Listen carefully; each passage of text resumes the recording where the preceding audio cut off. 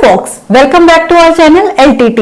Let's Tech Talk. This is से श्रुति गुप्ता। आज हम डिस्कस करने वाले हैं expenses disallowance in business and profession. Generally her SSC जो भी बिजनेस एंड प्रोफेशन में होता है कुछ ना कुछ एक्सपेंसेस बियर करता ही करता है, बट उन एक्सपेंसेस जब हम इनकम टैक्स कैलकुलेट कर रहे होते हैं हर एक्सपेंडिचर ही अलाउड नहीं होता है। कुछ एक्सपेंसेस ऐसे होते हैं जो डिसअलाउड होते हैं। उसके लिए कोई भी रीजन हो सकता है, मे बी वो पर्सनली रिलेटेड है या हमने किसी रिलेटेड पार्टी को पेमेंट की है या फिर वो अनरीजनेबल है, एक्सेसिव पेमेंट की है।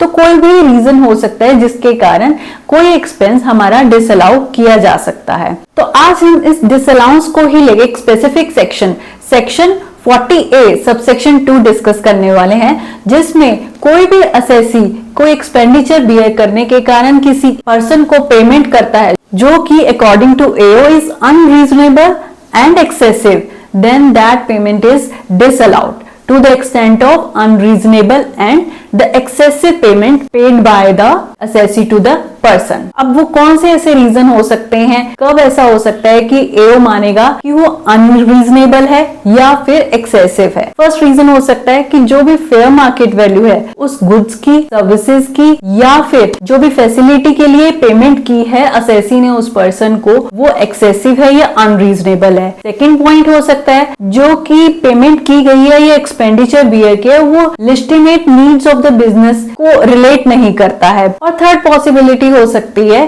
कि जो भी एक्सपेंसेस बियर किए हैं उससे असेसी को या उस पर्सन को कोई बेनिफिट अराइज हो रहा है। तो इन तीनों केसेस में से अगर एओ को लगता है कि असेसी ने एक्सेसिव और अनरीजनेबल पेमेंट की है तो जो भी एक्सपेंडिचर किया है, जो भी एक्सेस अमाउंट होगा या अनरीजनेबल अमाउंट होगा वो डिसअलाउ कर दिया जाएगा। अब यहाँ पे हम बार बार एक वर्ड यूज कर रहे हैं पर्सन, कि असेसी ने उस पर्सन को पेमेंट की हो या असेसी ने उस पर्सन से कोई एक्सपेंडिचर, गुड, फैसिलिटी या सर्विस ली हो। तो अब ये पर्सन कौन होते हैं?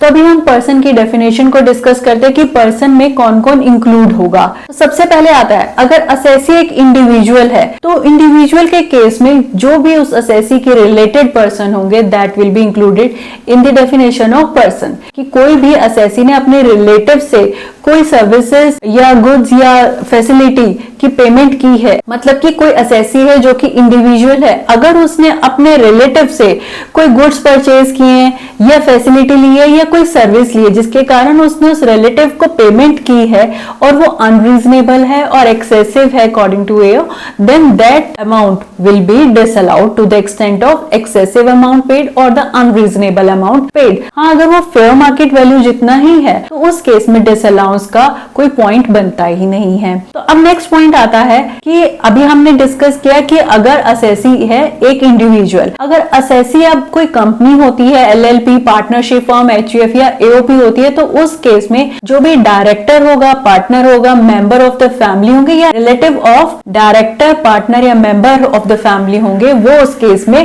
पर्सन ही माने जाएंगे। नेक्स्ट पॉइंट आता है, कोई company, partnership firm, HUF, LLP किसी में इन्वेस्ट करती है या फिर कोई सब्सटेंशियल इंटरेस्ट है उस असेसी के बिजनेस या प्रोफेशन में, तो उस केस में वो कंपनी भी पर्सन ही कहलाएगा क्योंकि उनका सब्सटेंशियल इंटरेस्ट है। ऐसे ही अगर किसी इंडिविजुअल असेसी का किसी और इंडिविजुअल असेसी में कोई सब्सटेंशियल इंटरेस्ट है तो उस केस में भी वो असेसी एक पर्सन की डेफिनेशन में ही इंक्लूड होगा। और साथ ही साथ अगर कंपनी की बात करते हैं तो कंपनी के डायरेक्टर, अगर हम पार्टनरशिप फर्म की बात करते हैं तो पार्टनर, ऐसे ही मेंबर ऑफ द फैमिली और रिलेटिव ऑफ द डायरेक्टर और member of the family and the partners भी पर्सन की डेफिनेशन में ही इंक्लूड होंगे। ये बहुत डिफिकल्ट हो रहा है तो इसको एक छोटे से एग्जांपल से समझते हैं। सपोज करते हैं एक कंपनी है एबीसी लिमिटेड और उसका सब्सटेंशियल इंटरेस्ट है XYZ लिमिटेड में। अब वो XYZ लिमिटेड एबीसी लिमिटेड के डायरेक्टर को पेमेंट करती है जिससे वो कुछ गुड्स परचेज करती है। अब इस केस में क्योंकि सब्सटेंशियल इंटरेस्ट तो एबीसी लिमिटेड का था XYZ में, बट XYZ ने क्योंकि एबीसी के डायरेक्टर से कोई गुड्स परचेज किए हैं तो उस केस केस में भी सब्सटैंशियल इंटरेस्ट माना जाएगा उस डायरेक्टर का भी। तो इस तरह से अगर कोई कंपनी है तो उसके डायरेक्टर भी, और अगर कोई पार्टनरशिप फर्म है तो उसके पार्टनर्स भी ऐसे ही मेंबर्स ऑफ द फैमिली और relative of those director partners and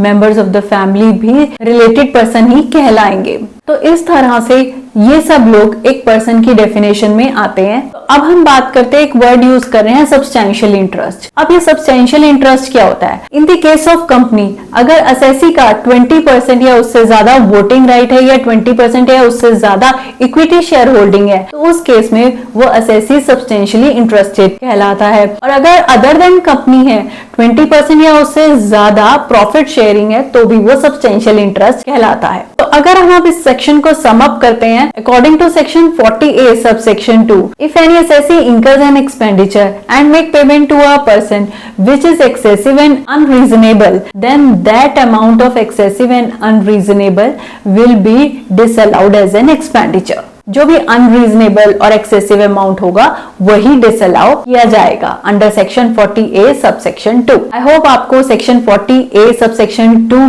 में क्लैरिटी आई होगी। इन केस कोई डाउट है या फिर कोई इंफॉर्मेशन चाहिए तो please do let me know through comment box और you can email me. Thank you for listening. Do subscribe to my channel. Stay safe, stay healthy. Bye bye.